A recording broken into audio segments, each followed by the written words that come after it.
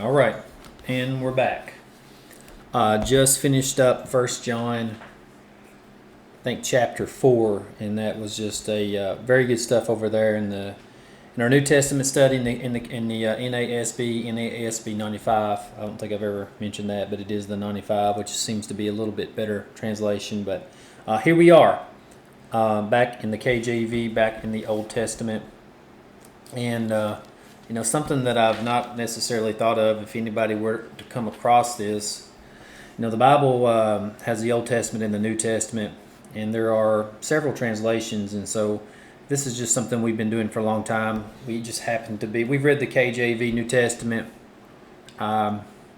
several times. We've done the recordings on Messenger, Kids Messenger, several times. I've read the KJV multiple times myself, and so it just so happens that we are in the Old Testament in the KJV. We're now in the New Testament doing a study in the NASB, and anyway, just some clarity in case there's anybody that's not familiar with that. And so today we are in chapters 46 and 47 KJV. Great study by you all in John chapters, I think 18 and 19. I think I'm saying that right. I really appreciate your all's study. I appreciate your all's input and questions and conversations. We don't put that on here. We can, and maybe we do at some point. But I really appreciate your all's reading. I do, yeah. So in chapter 45, we saw a charge. Just a quick review. A charge to Cyrus, the Lord, the Creator. We see also an everlasting salvation for Israel. We explained that whenever it had certain commentary of, in verse 25, it says, "In the Lord shall all the seed of Israel be justified and shall glory. It is again of those of faith." We have read previously about a remnant. Those of faith does not necessarily mean a corporate all people, but not going there again.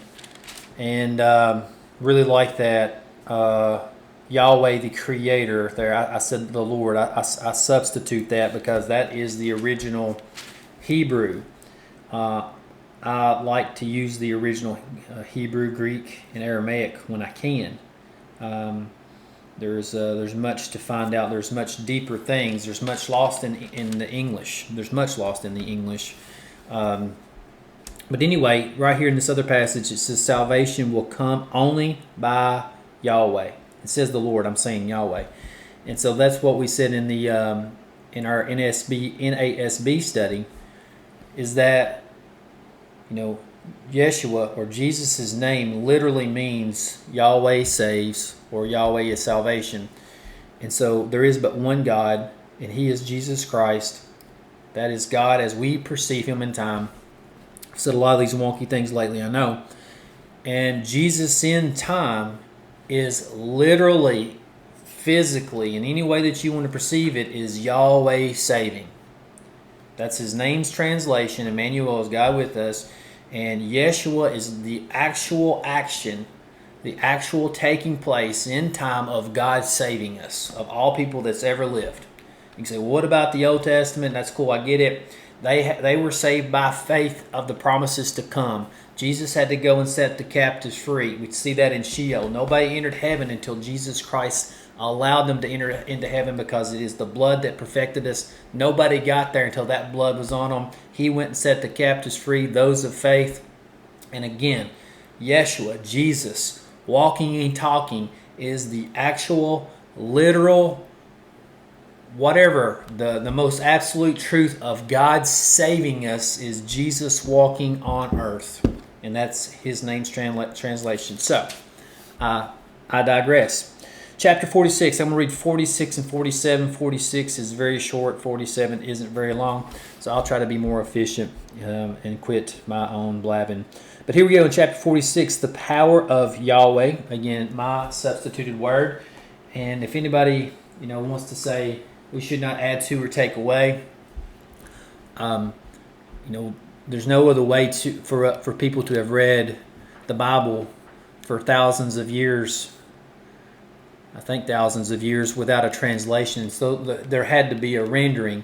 And so whether you're from Albany, Kentucky, and you say night bright and light, or you're from Greensboro, Kentucky, and you say night bright and light, while we say those things differently, they mean the same thing. We understand it. And so sometimes there are renderings. We're not adding to or taking away. Sometimes people say things a little bit differently. And saying all that again, this is why I like to get back as close as I can possible to the truest form of the word. And again, the Lord is Yahweh, YHWH. Chapter 46, verse 1. It says, Bel boweth down, Nebo stoodeth, and their idols were upon the beasts and upon the cattle. Your carriages were heavy loaden, they are a burden to the weary beast. They stooped, they bowed down together. They could not deliver the burden, but themselves are gone unto captivity. Hearken unto me, O house of Jacob, and all the remnant of the house of Israel. So there we go.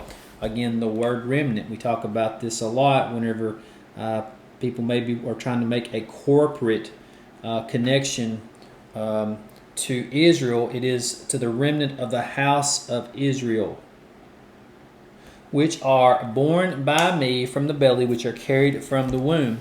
And even to your old age I am he, and even to hoar hairs will I carry you. I have made and will bear, even I will carry hoar hairs, H-O-A-R 4-1, which means gray hairs.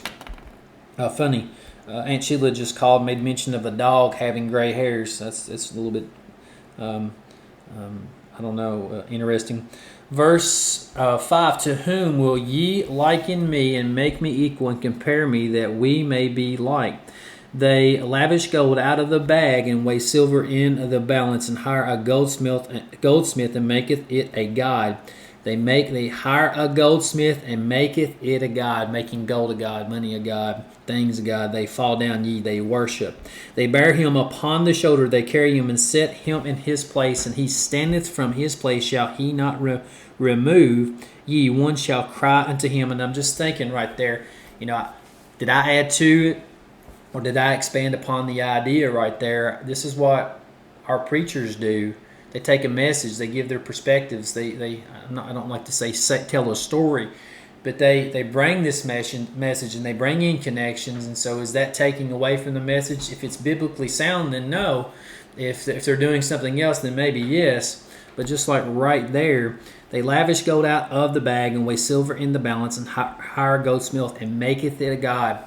It doesn't talk about iPads. It doesn't talk about the cars of the day. None of that existed, but what we know is that people still make these things idol. Be that a $100 bill, gold, today silver. And so I'm not adding to this. I'm not taking away. This is just an expounding of these ideas, which are all truth, in my opinion. They bear him upon the shoulder. They carry him and set him in his place. And he standeth from his place, shall he not remove. One shall cry unto him, yet can he not answer, nor save him out of his trouble. Remember this in verse 8, and show yourselves men, bring it again to mind, O ye transgressors. Remember the former things of old, for I am God, and there is none else. I love it. Highlighting that. Check it out. Two lines there that are big. Isaiah 45:9. I am God, and there is none else. I am God, and there is none like me. Verse 10, declaring the end from the beginning and from ancient times, the things that are not yet done, saying, my counsel shall stand, and I will do all my pleasure. Calling a ravenous bird from the east, the man that executeth my counsel from a far country. I have spoken it, I will also bring it to pass. I have purposed it, I will also do it. Hearken unto me, ye stout-hearted, 12:1. Stubborn-minded, that are far from righteousness. I bring near my righteousness, it shall not be far off, and my salvation shall not tarry, and I will place salvation in Zion for Israel, my glory. And that is chapter 46. Here we go, 47, moving along, getting lengthy, as I always do, I know, sorry. Judgment on Babylon. Come down and sit in the dust, O virgin daughter of Babylon. Sit on the ground. There is no throne, O daughter of Chaldeans, for thou shalt no more be called tender and delicate. Take the millstone and grind meal, uncover thy locks, make bare the leg, uncover the thing, pass over the rivers. Thy nakedness shall be uncovered, ye thy shame shall be seen. I will take vengeance, and I will not meet thee as a man. As for our Redeemer, Yahweh of hosts is his name. Again, I said, in case you've never heard me say that before, if anybody else has heard me say it, I said a lot. I'm substituting that in. Yahweh, host is his name, the Holy One of Israel. It says, sit thou silent and get thee into darkness, O daughter of Chaldeans, for thou shalt no more be called the lady of kingdoms. I was wroth with my people. I have polluted mine inheritance and given them into thine hand. Thou didst show them no mercy upon the ancient. Hast thou very heavily laid thy yoke, and thou saidst, I shall be a lady forever, so that thou didst not lay these things to thy heart, neither didst remember the latter end of it. Therefore hear now this, thou that art given to pleasures and dwellest carelessly. So let's check that out. Therefore hear now. It's a big one. Hear now this, thou that art given to pleasures, that dwellest carelessly, that sayest in thine heart, I am, and none else beside me. I shall not sit as a widow, neither shall I know the loss of children, but these two things shall come to thee in a moment. In one day the loss of children and widowhood, they shall come upon thee in their perfection, for the multitude of thy sorceries, and for the great abundance of thy enchantments. For thou hast trusted in thy wickedness. Thou hast said, none seeth me. Talking about people don't see their mischief, their lies, all this different thing. For thou hast trusted in thy wickedness. Thou hast said, none seeth me. Thy wisdom and thy knowledge, it hath perverted thee. And thou hast said in thine heart, I am, and none else beside me. Therefore shall evil come upon thee. Thou shalt not know from whence it riseth, and mischief shall fall upon thee. Thou shalt not be able to put it off. And desolation shall come upon thee suddenly, which thou shalt not know. Stand now with thine enchantments and with thy multitude of thy sorceries, wherein thou hast labored from thy youth. If so be thou shalt be able to profit, if so be thou mayest prevail. Thou art wearied in the multitude of thy counsels. Let now the astrologers and stargazers, the monthly prognosticators, stand up and save thee from these things that shall come upon thee. 2,000 years ago, 4,000 years ago, I don't know when they wrote this, they're talking about the same BS back then as people try to act as whatever today. And I do think that stuff is real, really from darkness. But right there again, thou art wearied in the multitude of thy counsels, in their own counsel, and their approaches of what they have done. Let now the astrologers, 13:1,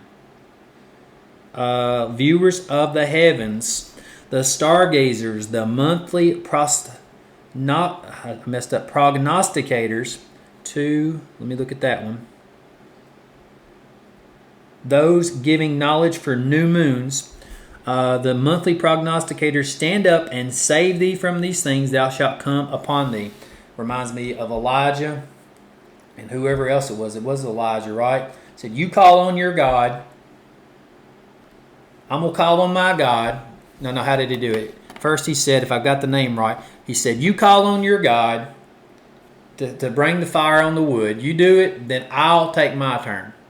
So they do it, and Elijah, if that's his name again, so what's happened? Is he sleeping? Is he not home today? What's up? Where's your God at? And so they bring in his wood. If I'm telling the story right, so I tell you what, you got my wood over here, so I want you to pour water on it, and I'm going to call on the name of my God, and let's see if he lights it on fire, and bang, he does. And so in this way, these prognosticators, all of this fake stuff, this sorcery, it says, it's... Well, one, it's darkness, and it's of no value, or even way more severe of a word than that. Behold, they shall be as stubble, and fire shall burn them. They shall not deliver themselves from the power of the flame. There shall not be a coal to warm at, nor fire to sit before it. Thus shall they be unto thee, with whom thou hast labored, even thy merchants from thy youth. They shall wander every one to his quarter. None shall save thee. And there we go. Tried not to get super long, but I did. But anyway, that's it for today. about 15 minutes in. That's it for today in our NASB and Here Now in Isaiah in the KJV in 46 and 47. Good stuff. Apologize for the highlighting stuff I want to make note of. Been through here, I'm sure, before. Maybe not. But yeah, I mean, a lot of it I have. But stuff always pops out. It's always new and changing. And it's not changing necessarily, I don't think, as much as our perception and understanding and the revelations of things to us. But maybe it's both. Heard a fellow say once, and I'll shut up. You know, I was at a Bible study years ago. And he said something about the Bible. Said it's all in there about this, that, and the other. He said if it ain't today, he said it will be tomorrow. And I thought that was hilarious because I think that's true too. But anyway, that's it for today, boys. I love y'all much, and we'll pick up soon. Love you all. Bye.